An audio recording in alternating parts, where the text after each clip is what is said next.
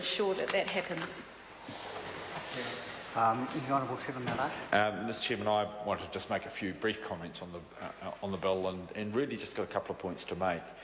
And the first is, and again, it's probably a sign of a generational sign, is that I regret we are in an age now where it is less easy to take people's word than it used to be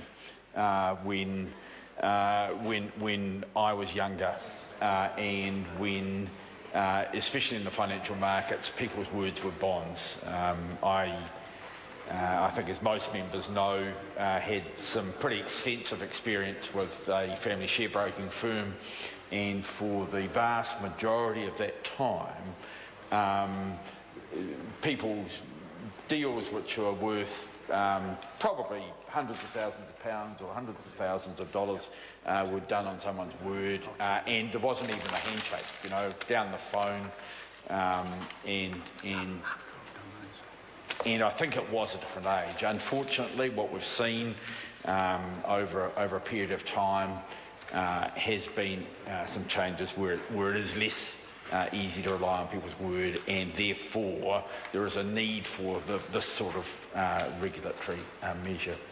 The other point I'd like to make is really in support of the comments made earlier by my colleague David Parker, and that is that I think we do need to keep looking towards opportunities for relatively easy capital raising within New Zealand, because it's my view that there is quite a lot of interest in this. I'm going to just again just go back a decade or so and use the example of the old IRL, now part of Callaghan, who in one of their earlier lives made a scientific discovery to do with immunity, which they ended up, because they weren't given the money to develop it, or maybe it got too big for them, selling off to an American farmer and a company called BioCrystal.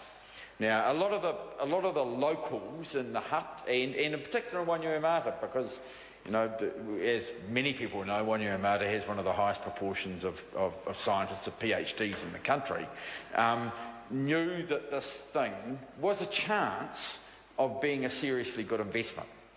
And because of the way that the share market worked and the ability to invest relatively small amounts in the US market even a decade or so ago, a number of people, dozens of people, sometimes forming clubs and sometimes just as individuals, were investing through a local company in this, I think it's called BioCrystal, company, which was listed in the United States. And what it showed to me was that there were people around who were actually prepared to save up the TAB money or save up their lotto money, accumulate a few $100s, and to invest it in something which they thought had a real opportunity of making a difference. And the point that I've made to my colleagues in the past, and certainly to people involved in the development of this legislation, back to colleagues like or people like Simon Allen, who was involved at the earlier stages, and again,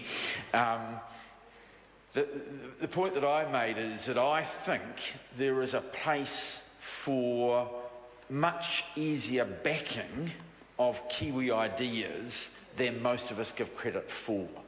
And I think that there's a role through this sort of legislation for the sort of what's now described as crowdfunding. I mean, sort of 5 or 6 years ago, of course, we hadn't heard of that, hadn't heard that word. But I think it is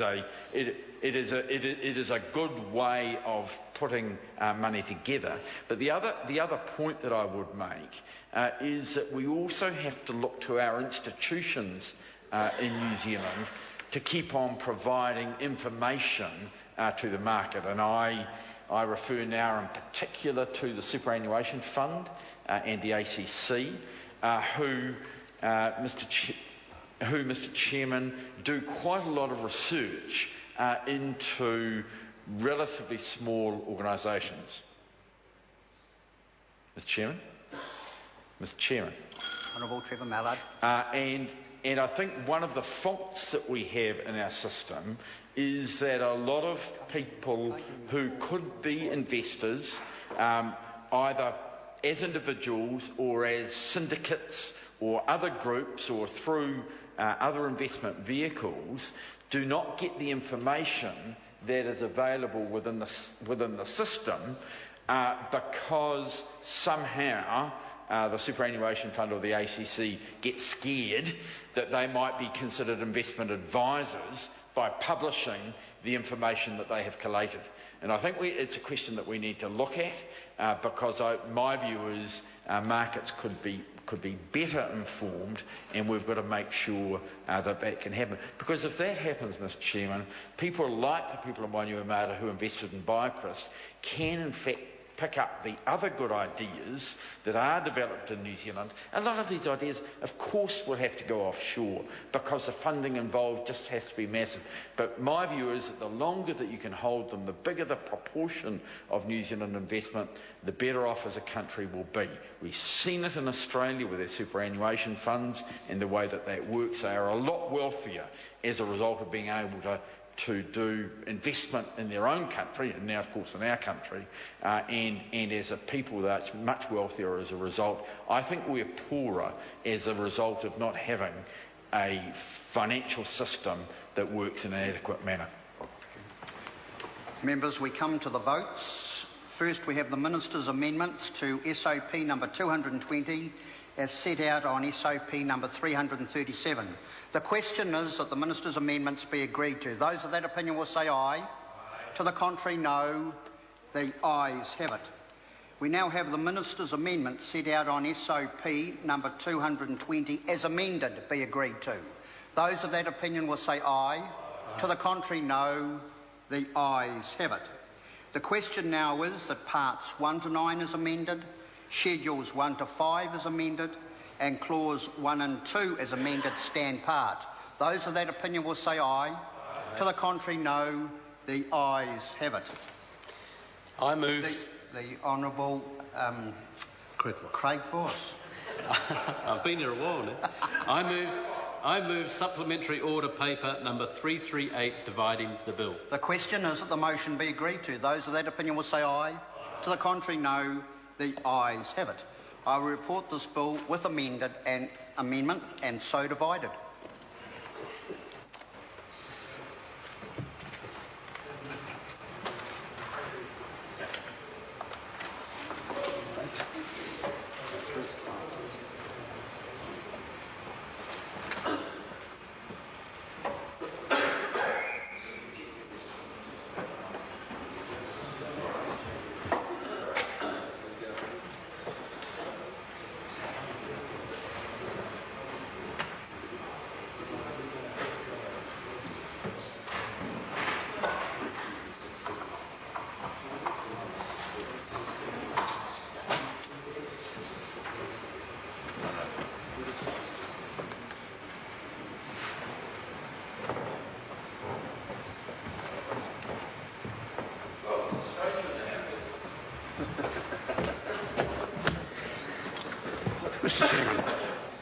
Mr. Chairman. The House is resumed. Mr. Chairman. Mr. Speaker, the committee has considered the Financial Markets Conduct Bill and reports it with amendment and divided into the following bills: Financial Markets Conduct Bill, Financial Markets Repeals and Amendments Bill.